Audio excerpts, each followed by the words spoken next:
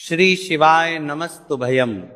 दोस्तों, आप सभी लोग जानते हैं कि 16 जनवरी 2026 यानी शुक्रवार को पड़ रही है प्रदोष व्रत। और दोस्तों, यह वह तिथि है जो माघ मास में पड़ने वाली सबसे बड़ी तिथि प्रदोष व्रत है और इसका बहुत ही बड़ा और विशेष महत्व होता है।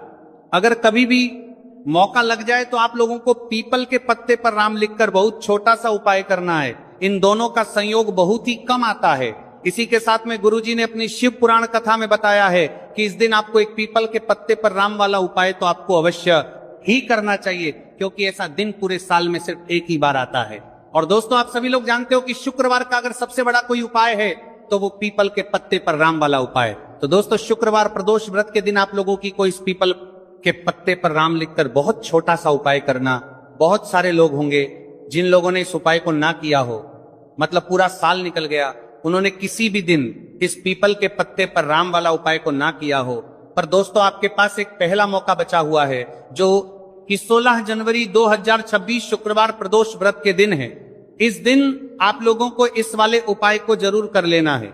भले ही आपने पूरे भर इस उपाय को ना किया हो, पर अगर आपने इस माघ माह के शुक्रवार प्रदोष व्रत के दिन अगर इस वाले उपाय को कर लिया तो आपको इस उपाय को करने का वो फल मिलेगा जिसकी आपने कभी कल्पना भी नहीं करी होगी।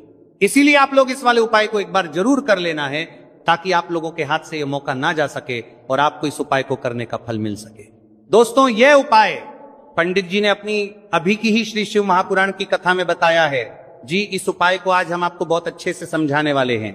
इस वीडियो को देखने के बाद इस उपाय को समझाने के लिए आपको कोई और वीडियो को देखने की जरूरत नहीं पड़ेगी।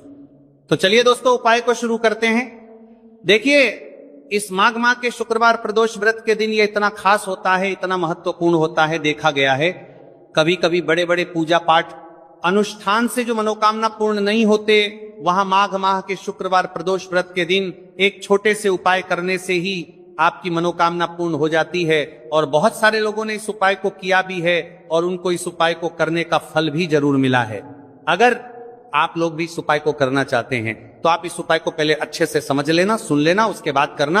आपको इस उपाय का फल जरूर मिलेगा। और इस उपाय को कर लेने से आपके घर में चाहे किसी भी प्रकार की दुख और समस्या क्यों ना चल रही हो, आपको उसका कारण भी नहीं पता है कि भाई ये समस्या किस कारण से चल रही है। उसका कुछ भी कारण हो सकता है, जैसे पितृदोष हो सकता है या किसी भी तरह का मंगल दोष भी हो सकता है।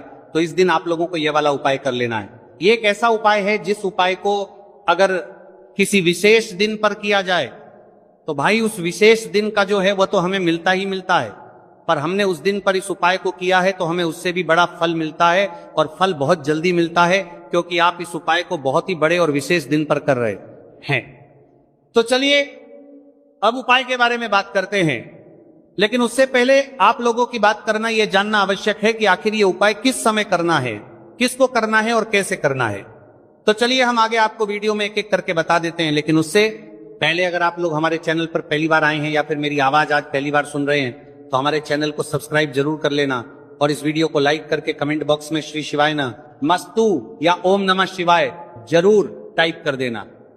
तो दोस्तों, इस पीपल के पत्ते पर राम वाला उपाय को हमें इस शुक्रवार प्रदोष व्रत के दिन कैसे करना है, किसको करना है, किस समय करना है और कहां पर करना है, ये सारे सवालों के जवाब आपको इस वीडियो में मिल जाएंगे। और जो ये वीडियो देखेगा भाई, उसको पीपल के पत्ते पर राम वाला उपाय जरूर करना चाहिए, क्योंकि इस दिन पीपल के पत्ते का भी बहुत ही बड़ा और विशेष महत्व होता है। आजा पीपल के पत्ते पर राम वाला उपाय की तो यह सोने पर सुहागा वाली बात हो जाती है और यह एक बहुत ही बड़ा उपाय हो जाता है इस शुक्रवार का। तो अब दोस्तों, इस पीपल के पत्ते पर राम वाला उपाय को आखिर करना किसको है, सबसे पहले हम लोग वो बात जान लेते। तो देखो, घर की जो बड़ी माताएं बहनें होती हैं, उन माताओं बहनों में से कोई भी एक बड़ी माता बहन इस वाले उपाय को कर सकती है। और दोस्तों, अगर आप चाहे तो अपने घर में से सभी सदस्यों को भी इस उपाय को करवा सकते हैं। अगर किसी व्यक्ति की खुद की कोई मनोकामना है, खुद की कोई दुख और परेशानी है जो कि वो अपने लिए ही करना चाहता है, इस वाले उपाय को तो वो खुद अपने लिए भी कर सकता है। बाकी अगर कोई घर में से ऐसा है जो कि अपने पूरे घर परिवार की सुख और शांति के लिए यह वाला उपाय करना चाहता है तो भाई वह भी कर सकता है, उसमें भी कोई दिक्कत वाली बात नहीं है। कहने का मतलब यह है कि इस उपाय को हर एक सदस्य भी कर सकता है। और पूरे घर परिवार के सदस्य के लिए घर की बड़ी माताओं बहनों में से कोई एक माता बहन भी कर सकती है। माताएं बहनें अगर घर में उपस्थित ना हो या ये वाला उपाय ना कर पा रही हो तो फिर घर का कोई बड़ा सदस्य भी इस पीपल के पत्ते पर राम वाला उपाय को कर सकता है, चाहे फिर वह पुरुष ही क्यों ना हो, उसमें कोई भी दिक्कत वाली बात नहीं है। उसके बाद में दोस्तों जो अगला प्रश्न निकल कर आता है वह ये आता है इस उपाय को लेकर के, आखिर इस उपाय को हमें किस समय करना है, सुबह के समय करना है कि शाम के समय करना है। तो देखो इस वाले उपाय को आप लोग सुबह के समय भी कर सकते हो और शाम के समय प्रदोष काल में भी कर सकते हो। अब अगर आप पूछो कि भाई साहब सबसे उत्तम समय कौन रहेगा इस पीपल के पत्ते पर राम वाला उपाय को करने का, तो हम आपसे बस यही कहेंगे कि इस उपाय को आप सुबह के समय करेंगे तो ज्यादा बेहतर होगा। बाकी अगर प्रदोष काल शाम के समय भी करेंगे तो भी अच्छा होगा, उसमें कोई भी दिक्कत वाली बात नहीं है। तो अब दोस्तों जो अगली सबसे बड़ी और महत्वपूर्ण बात आती है वो यह आती है कि सुबह अगर हम उपाय को करेंगे तो हमें कितने बजे से लेकर कितने बजे तक के बीच में करना है, और शाम के समय प्रदोष काल में करेंगे तो हमें कितने बजे से लेकर कितने बजे के बीच में करना है। तो देखो सुबह जितनी जल्दी हो सके आप उपाय को करने की कोशिश करना। बाकी अगर किसी कारणवश लेट भी हो जाओ, थोड़ी देर भी हो आए, तो 10 या 11:00 बजे तक भी आप उपाय कर लेना पर 12:00 बजे से ज्यादा देरी ना हो, ठीक है, इस बात का ध्यान रखना। उसके बाद में दोस्तों अगर शाम के समय प्रदोष काल की बात करें, प्रदोष काल का जो समय है होता है वो शाम के 6:00 बजे से शुरू हो जाता है।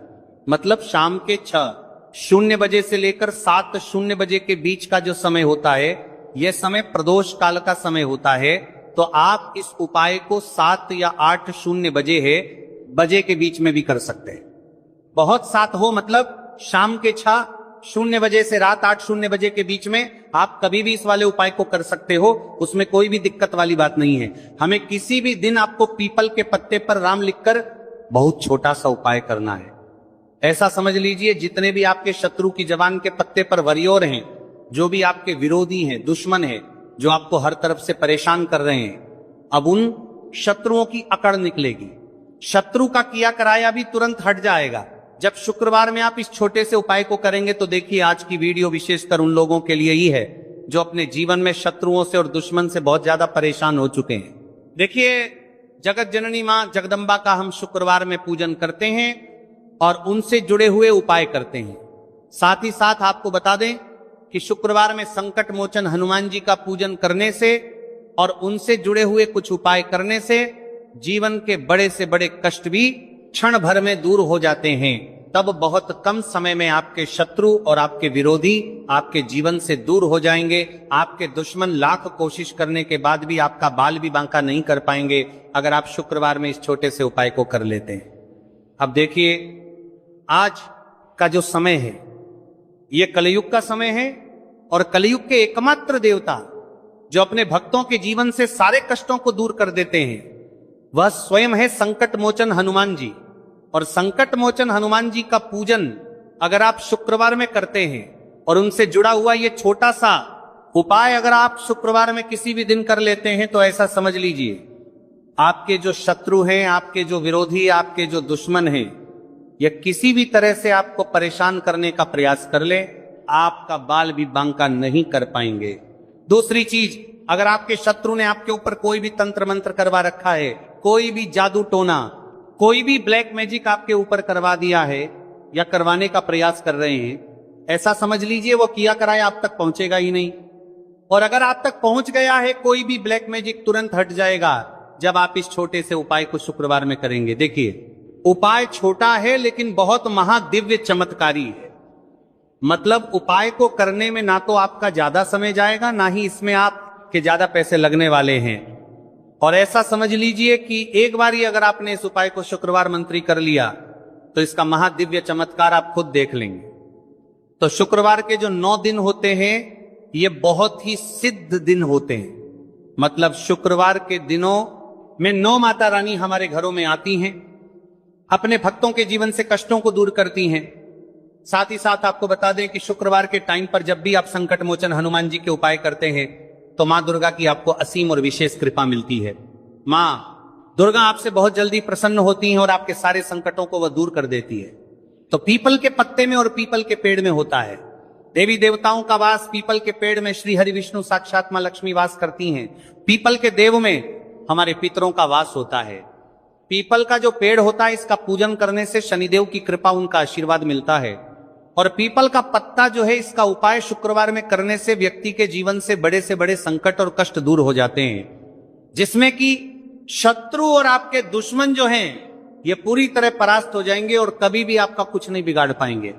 अगर ये उपाय आप करते हैं तो देखिए, ये उपाय स्त्रियां भी कर सकती हैं, पुरुष भी कर सकते हैं। किसी भी दिन आप इस उपाय को कर सकते हैं, ठीक है ना।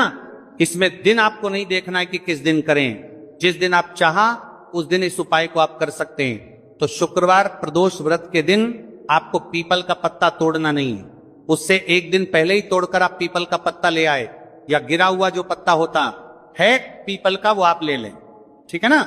बस इस चीज का आपको ध्यान रखना है कि शुक्रवार प्रदोष व्रत के दिन पीपल के पेड़ से कोई भी पत्ता हम नहीं तोड़ते हैं। इस चीज का आपको विशेष ध्यान रखना है। तो आपको लेना है पीपल का एक पत्ता और शुद्ध जल से उसे साफ कर लेंगे।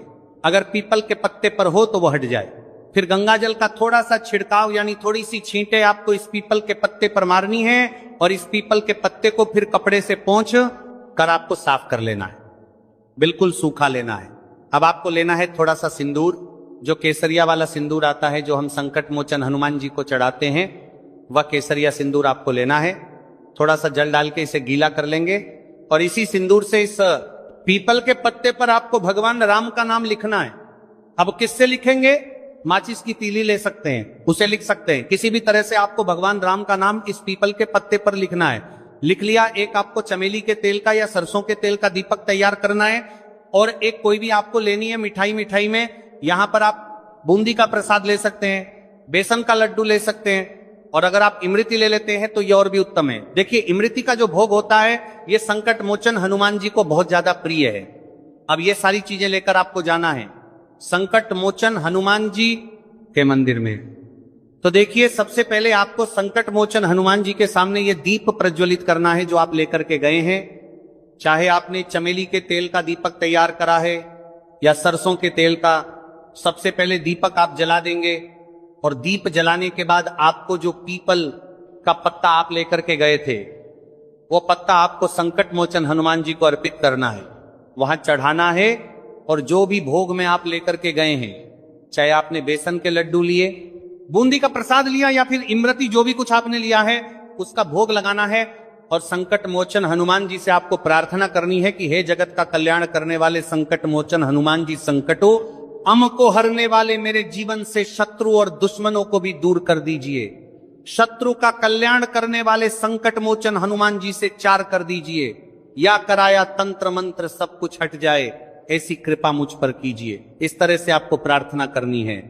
और 108 बार जय श्री राम जय सीताराम, जय श्री राम जय सीताराम, जय श्री राम जय सीताराम, इस तरह से आपको जयकारा लगाना है।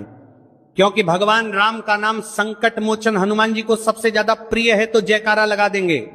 और देखिए, अगर एक बार हनुमान चालीसा पढ़ पाए तो आप एक बार हनुमान चालीसा ऐसा जरूर पढ़े, ठीक है ना। ज्यादा बार नहीं तो एक बार जरूर पढ़े।